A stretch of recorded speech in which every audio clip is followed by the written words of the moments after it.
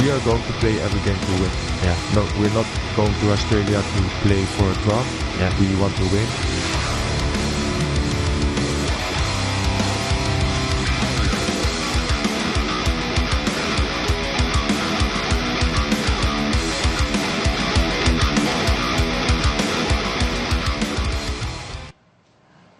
Saudara, jelang lanjutan laga kualifikasi Piala Dunia 2026, saya ajak Anda, saudara, untuk melihat seperti apa perbandingan peta kekuatan pemain timnas Indonesia versus Australia. Kita tampilkan datanya, saudara.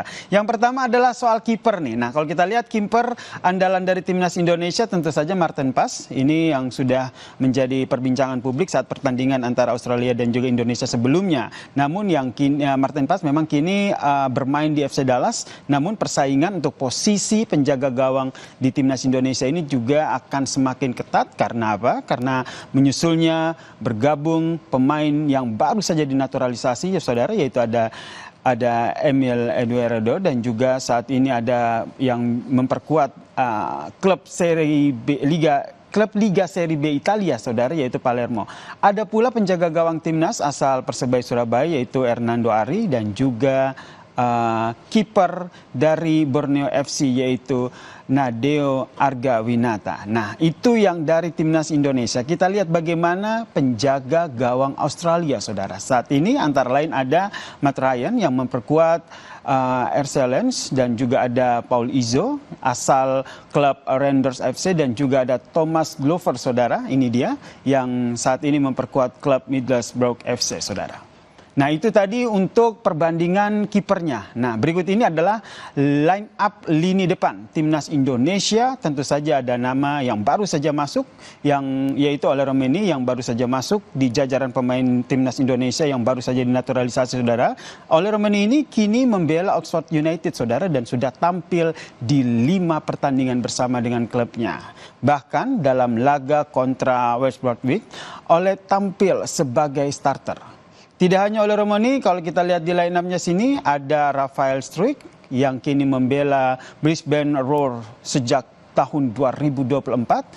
Sempat jadi andalan pada 7 pertandingan awal, saudara, namun harus duduk di bangku cadangan dalam 5 pertandingan terakhir.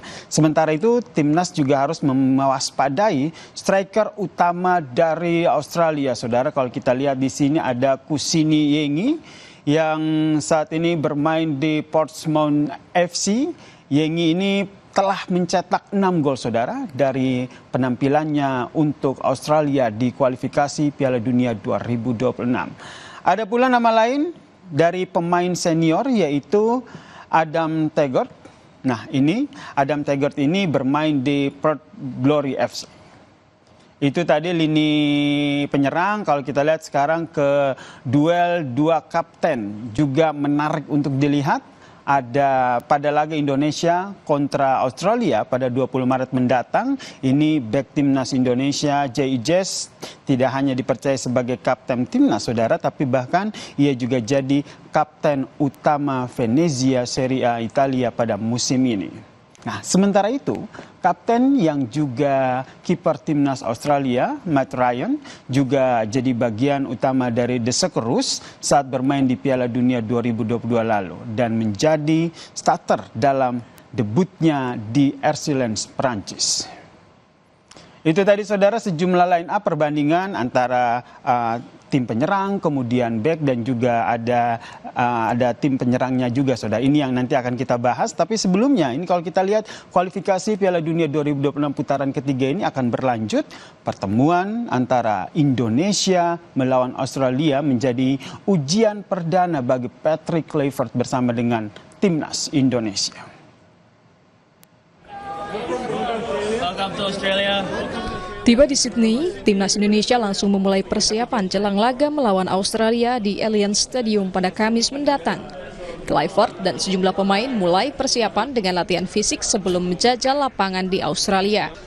Pengamat sepak bola Anton Sanjoyo memprediksi starting line up tidak akan banyak berubah kecuali tambahan penyerang Ole Romeni. Saya kira kalau starting 11 tidak berbeda jauh dari tim yang dibentuk STY beberapa bulan yang lalu kan. Dan tim yang mengalahkan Arab Saudi menurut saya itu juga udah yang terbaik. Jadi komposisinya barangkali sih tidak akan terlalu banyak berubah dengan tambahan pemain. Ya mungkin di depan saja karena benar kata Mas Bambang, sebetulnya Indonesia kan butuh striker murni. Sementara yang didatangkan kan kebanyakan gelandang dan back gitu. Bahkan kiper juga didatangkan. Tapi ya yang datang oleh Romaini saya kira memang dia satu-satunya striker murni yang ada sekarang. Berharap kan lawan Australia ini tekanannya nggak begitu berat. Meskipun saya tidak terlalu yakin juga Patrick Kluivert akan menerapkan strategi menyerang karena menghadapi tuan rumah di Sydney dan rasanya sih akan lebih bertahan dulu. Sementara itu, mantan pemain legendaris Indonesia Bambang Nurdiansyah bilang, PR Kluivert bagaimana timnas lebih produktif mencetak gol kala melawan timnas Australia. Masukannya minim, justru kebalikan, kita sulit bikin gol. Nah, ke depan ini tugasnya Patrick Kluivert bagaimana kita supaya lebih subur lah untuk mencetak gol gitu, lebih produktif lagi di depan sana. Itu yang paling penting. Kalau soal pertahanan saya pikir kita sudah cukup bagus. Apa yang dikatakan Joy tadi, kiper kita juga luar biasa. Apalagi sekarang nanti ada pemain belakang gelandang bertahan. Kalau Pessi kalau nggak salah itu gelandang bertahan itu bisa bagus membantu bertahan dia sebetulnya. Jadi lawan Australia nanti bisa saja kalau Bung Joy tadi bilang mungkin kita flat four gitu bisa dibantu gelandang bertahan. Jadi 5 juga bertahannya gitu. Lanjutan kualifikasi Piala Dunia 2026 putaran ketiga Grup C. Laga kedua Indonesia melawan Australia akan dihelat di Allianz Stadium Sydney, Kamis 20 Maret 2025. Pertandingan ini akan menjadi ujian perdana bagi Patrick Kluivert bersama Timnas Indonesia. Tim Liputan, Kompas TV.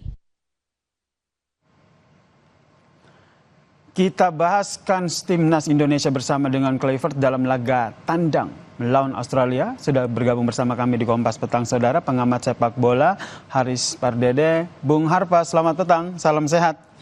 Selamat petang, salam sehat juga. Wah, ini infonya Anda sudah ada di Sydney ya untuk menyaksikan langsung bagaimana laga Indonesia versus Australia ya? Iya, sejak hari Sabtu saya dan juga teman-teman mendarat di Sydney, jadi ini sudah hari kedua.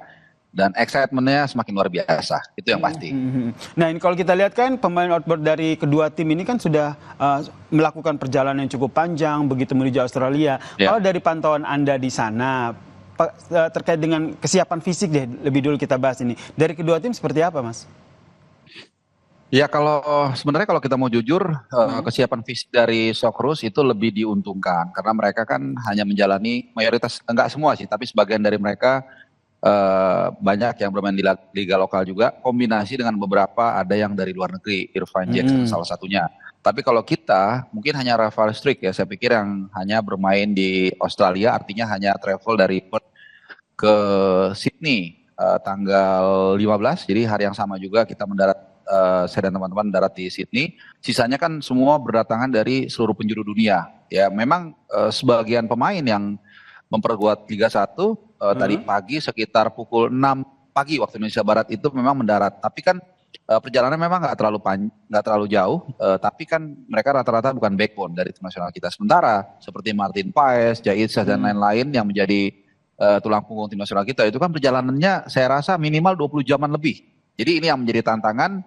That's why kalau kita mengikuti salah satu Tom Hai kemarin itu dia mendarat malam waktu sini, itu begitu sampai hotel langsung recovery gitu. Jadi ini tantangan yang harus dihadapi oleh Patrick Kluivert dalam waktu yang singkat, dari perjalanan yang begitu melelahkan, dan beberapa pemain yang baru berdatangan. Menyatukannya ini menjadi tantangan dari Patrick Kluivert dan juga ya, ini berbicara soal tantangan dari Patrick Kluivert, kita lihat bahwa Patrick Kluivert tidak hanya sendiri, begitu ada 4 asisten pelatih yang kalau kita lihat ini track recordnya punya kemampuan masing-masing. Salah satunya adalah menyusun formasi. Kalau Bung Harpa sendiri melihat komposisi pemain yang akan diturunkan nanti seperti apa?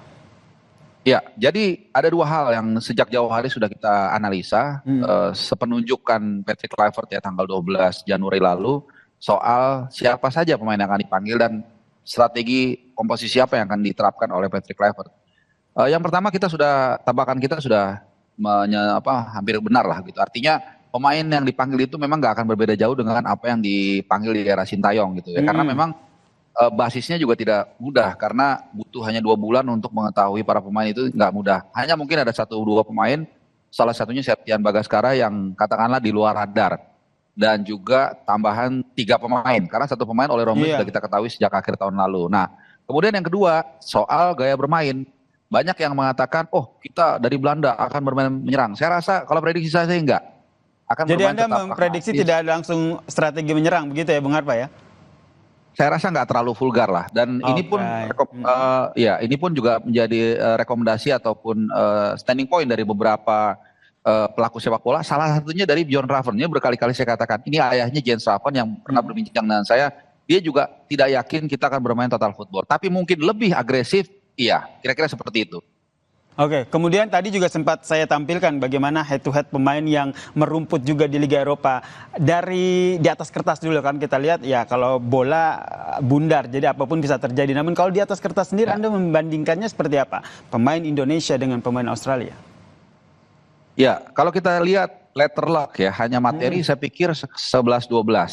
Jadi ini kan juga pernah diungkapkan oleh mantan pemain Everton yang juga pemain Australia Tim Cahill, yaitu saya pikir bukan cywar bahwa kekuatan kita dan Australia secara materi itu boleh dikatakan hampir sama. Tapi ada 2 yang membedakan. Apa tuh? History karena kita tahu Australia ini adalah langganan Piala Dunia, bahkan mereka juga pernah mencapai ke knockout stage, dan kedua tentunya mereka sudah bermain lama secara bareng-bareng di tim. Nah ini yang menjadi kelebihan mereka. Itu jadi dan mereka juga akan main away. That's why nanti kita sangat memerlukan dukungan dari pemain ke-12 atau fans untuk memompa semangat Calvin Ferdinand dan kawan-kawan agar mereka tidak takut ya. Dan saya pikir mereka punya modal itu. Kita pernah melakukan itu ketika tampil pertama kali di Jeddah menghadapi Saudi, bagaimana kita tampil luar biasa. Dan quotation dari Justin Upton juga menarik, Bung Yasir. Dia mengatakan saat saya interview di bandara kemarin, dia mengatakan kita sudah membuktikan they are not better than us. Itu mengacu kepada pertandingan pertama di GBK saat kita bermain 0-0. Jadi harusnya kalau ada referensi seperti itu ya kita nggak usah takut aja menghadapi mereka dengan optimisme tapi tetap hati-hati. Oke, menghadapinya dengan optimisme dan tetap hati-hati ya. Yang jelas kita nggak hanya Patrick Kluivert yang deg-degan, kita juga deg-degan. Semua warga Indonesia tetap mendukung timnas Indonesia melawan Australia untuk membawa kemenangan. Selamat menonton pertandingan di sana ya, Bung Harpa. Makasih. Terima kasih Bung Harpa, pengamat sepak bola telah berbagi perspektifnya di Kompas Petang. Salam sehat. Dan saudara Jeda, Kompas Petang masih akan hadir dengan informasi KPK memeriksa mantan Direktur Utama Pertamina Nike Widiawati terkait dengan kasus dugaan korupsi jual beli gas di PT Perusahaan Gas Negara.